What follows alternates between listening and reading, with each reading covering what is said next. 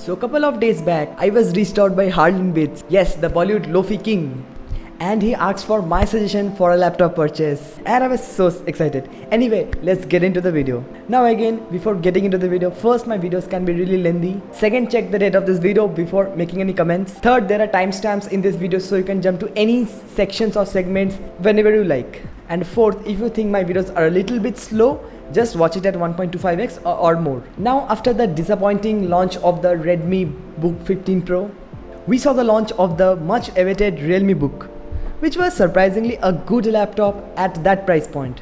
But please check the in-depth analysis video of the Realme Book Slim before you make any sort of purchase decision. Now, just 1 week back, there was a tweet, and even I posted on my community that MI was planning to launch a new laptop with a backlit keyboard. So again, subscribe to my channel because you can get to know about any leaks or launches before they actually do. So the prediction was totally correct. MI just launched their two laptops, the Mi Notebook Pro and the Mi Notebook Ultra, a couple of days back, and let's do my style of analysis in this video. Now, after seeing the entire launch event, I was really surprised to see the pricing. I mean, for the first time, the configuration and the prices actually made a little bit of sense. But is there any catch? I really kept asking this question to myself again and again. So are there any catches? Don't worry, we will get there really soon. Now first, let's talk about the specifications in general. Now, the Mi Notebook series is having two flavors. One is called the Mi Notebook Pro and the other is called the Mi Notebook Ultra. Now, at this point, you really know that I don't see laptops as the companies either present them or just launch them on their website. So I again got really skeptical and went in depth. So after some analysis, I really found out that the Mi Notebook Pro that they launched in India is basically or sort of like the Mi Redmi Book Pro 14 that they launched in China, and the Mi Notebook Ultra that they launched in India was exactly or very much similar to the Mi Redmi Book Pro 15 that they launched in China. Yeah, so they basically rebranded their Redmi lineup of laptop and renamed them as Mi Notebook series. Yeah, that's a little bit confusing, right? Don't worry, I am here. Now, starting with the Mi Notebook Pro, it comes with a sleek CNC aluminum chassis. Now, coming to its most highlighting part would be its display. Now, what are the specifications? It comes with a 2.5K resolution display at 2560 by 1600 resolution and at a tasty 16 by 10 aspect ratio. Now, the color accuracy is touted at 100% of sRGB spectrum, but there is a slight catch which I would get on later. Now, coming to the processor, it comes in again two flavors, either a Core i5 11308 or a Core i7 11370H processor. A35 series of chips in such a sleek and slim body. Now, coming to the RAM options, it either comes with a 8GB variant or a 16GB variant. That this is soldered variant, so you can't really upgrade your RAM later on.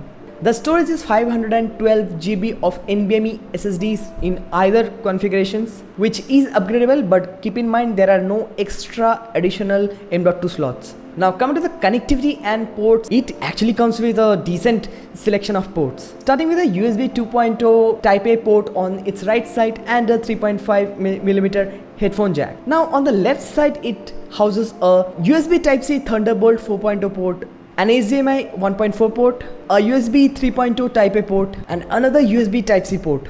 That's quite some decent selection of ports considering it is a very slim and ultrabook kind of laptop. Now, come to the battery, it houses a 56 watt-hour battery, which you just cannot find out the capacity on its website unless you actually watch the launch event or just fiddle around the Chinese website. Now, its keyboard is one of the very good highlighting feature with a backlit keyboard and a decent tactile feedback. Now, for authentication, it is having one fingerprint sensor that's pretty fast. Now, come to the Mi Notebook Ultra, everything stays the same as Mi Notebook Pro except the following features. We have a bigger display at 15.6 inch with a resolution of 3.2K, that is 3200 by 2000 pixel at a 90 Hz refresh rate. And now with the Ultra model, you're also having a much larger battery, 70 watt. Although we can't really compare battery capacities with the amount of users that you're going to get, which I've talked about in one of my videos, but a better capacity is still a better capacity. Now, when we are finally done with the specifications and the boring part out of the way, let's address this laptop from a very different point of view. I just want to answer a very simple question. who is this laptop meant for? If you are into photo editing and light to medium video editing, is this laptop perfect for you? I would somewhat say yes to this, because unlike the Realme Book, which is having a 28 watt processor, this is having a 35 watt processor, which means it is having much more processing power. So you can expect better timeline performance in Premiere Pro or other softwares. But again, it won't be as smooth as a fully powered 45 watt chip like a Ryzen 4600, 4800 or even 5600H or 5800H and other similar 45 watt chips. And also the lack of a dedicated GPU will force us to use OpenCL instead of CUDA acceleration, which will lead to a little bit of slower export times, and also the GPU accelerated effects won't be rendered that fast. Now don't really get me wrong, given it's a Windows laptop with such a good build quality and such portability, would I get this laptop if I had such restrictive budget? To me, probably yes, but which version? We will come to it very soon. Now the next question would be, is it perfect for gamers? Now given the 8 series of chip really come with Intel Xe graphics in either 80 execution units or like 96 execution units, it's not really meant for gamers.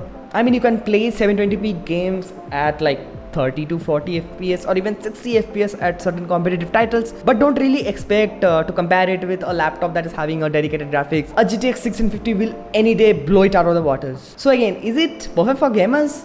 No. Can you get a better laptop at this price point that is better at gaming? Definitely yes. I mean, at 60,000 to about 65,000, you can get laptops with GTX 1650 Ti and also a 120Hz display, which will be much more suited for gamers. But yeah, this is not really meant for gamers. Now let's come to the final question. Who is this laptop perfect for? Now to me, this laptop is really perfect for people who are looking for a very portable Windows laptop, who want really great build quality, and who want an excellent display for content consumption, light to medium graphic designers, light video editors, photographers, etc. And you won't really hear me saying this most of the time because I go really critical into the laptops. Me did really check out most of the boxes in this launch. So should someone really throw away the Realme Book out of the equation now that Me has come up with such great laptops at this great competitive prices? Wait a minute, now that's really too early to judge a laptop. Now we will say, Bhaiya, finally tell me what are the compromises that MI really made. And to be honest, finally coming to this section, which is one of my very favorite section because I criticize laptops so much, you would really hear me rarely saying this. MI didn't really make too many compromises this time. Now the major compromise would be the lack of good thermals and cooling system. Now imagine a 8 series chip being cooled by a single fan.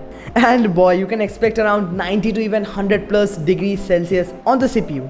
And that comparison was really with a Core i7 1165G7 processor, which is only at 28 watts. Now think that this laptop is having a 35 watt chip. So definitely expect thermal throttling and also laptop getting pretty warm, considering that it is an aluminum build chassis. So my suggestion would be, please don't go with the i7 variant of this one. Trust me, I am predicting this in the future is gonna run like a hotcake, or it's at least gonna throttle a lot, which really defines the purpose of such a powerful processor in the first place. Now the second compromise would be, I mean, it's not really a compromise. Although MI really claims that it is having a 100% sRGB display, it's not really true. It is having around 95% to 97% of sRGB spectrum. Depending on the screens and the models, the number would vary, but yeah, this is something I thought you guys should know. And also looking at other reviews, the color that came out of the factory was not really that calibrated, and others have reported that the color looked a little bit on the cooler side, but that's really a personal preference and you can obviously change it, so it's not a very big con. But something that's a little bit sad would be that MI promised a 300 nits of display, but practically you only get up to like 260 to 270 nits of brightness, which is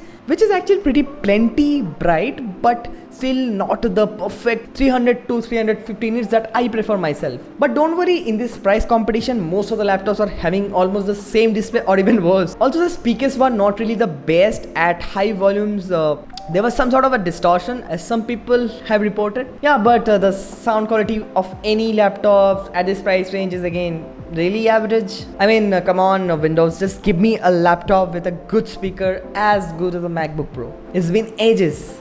Now the company claims double-digit battery life in both of its laptop variants, which is very far from the real truth. You can expect an average of 6.5 to 7 hours of battery on the Pro model and 4.5 to 5 hours of battery in the Ultra model with casual to medium day-to-day use. And not really you can do anything about it because most of the laptops in this price category again perform this bad. I mean, not bad, but this is the benchmark, right? Now the issue that no one really talks about on YouTube is that the battery really degrades or wears out faster when there's a lot of heat in the system, and this can be a potential problem in the future that I see in this model, given it is having an aluminum chassis and obviously a single fan cooling a H3 chip. God bless. I am already feeling the heat of the Sahara. I'm really sorry for the bad sense of humor. Let's get to the next point. Now let's talk about the competition and the various alternatives at this price point. Now I'm not considering the Redmi Book 15 Pro. I mean, to me it's really a bad choice. Now why I am saying this, please check out my video on it. So now we are really left with the Realme Book, the Mi Notebook Ultra and the Lenovo ThinkBook 13S. Yes, you won't find any Indian YouTuber talking about this great laptop. I don't know why, but that's the case. Now when we really try to match the specifications of the Realme Book and the Mi Notebook Pro, the Realme Book comes at 60,000 whereas the Redmi Book Pro comes at only 57,000. So which one would I prefer? Sorry, but I would again prefer Mi Notebook Pro at this price point. Sorry Realme Book, I just can't help it. Either you have to drop your price or just, you know, give us better models. And coming to that point, I really think that they're going to drop their prices after this launch, but I don't really know. Let's just see. Now since the RAM is not really upgradable, I would again prefer you to go for the 16GB model, even if it costs a little bit more, which would bump up the price to around 60,000, and that's a fair price that they're asking. Can you get a better laptop for gaming purpose at this price point? Definitely yes, but with this sort of build quality and display, absolutely no. Now as I say, just keep the i7 model of any of the Pro or Ultra model. Now there's only a price gap of 4,000 rupees between the Pro and the Ultra model, so if you can just have some more budget, then I think you should go with the Ultra model. And one more suggestion, if you go with the Ultra model, would be just drop the resolution. 3200 by 2000 is just too much for a 15.6 inch display, and you can definitely enjoy a little bit of better battery life. Right now let's talk about the Lenovo ThinkBook 13S. Yes, this is the closest laptop with a 16 by 10 inch display and a resolution of more than 1080p with a color accuracy of 100% sRGB, which is also having a good build quality, great battery life, only less powerful Core i5 1135G7. But now that's more like a balanced configuration, and obviously the laptop runs cool. But still, if you just try to mix and match the configuration of this one with the Mi Notebook Pro lineup, it costs 12,000 more for less performance. I won't really prefer ThinkBook after this launch. I mean, I'm really sorry ThinkBook, I really like that laptop, but I just can't recommend it at that price point. Now one thing that no one really talks about is the after sales service. Although most of the laptop brands in India are just very mediocre or average at this aspect of it, but would you really put your trust in a company that just entered this laptop segment just 1 to 2 years ago, or the companies that are in this segment for ages? So do keep this factor on your mind before making a purchase decision. So that completes this video, and if you like this sort of content that I'm making, please support me by liking and subscribing to my channel. It takes immense amount of time and effort to come up with such heavily researched topics and then condensing it to shorter videos, and your support would really show me the appreciation towards this high quality content. And if you're confused and you want me to recommend a laptop for you, you can easily reach out to me on my Instagram DM. Who knows, you might also enjoy some additional discounts. So take care, peace. Now when we really try to match the spaghetti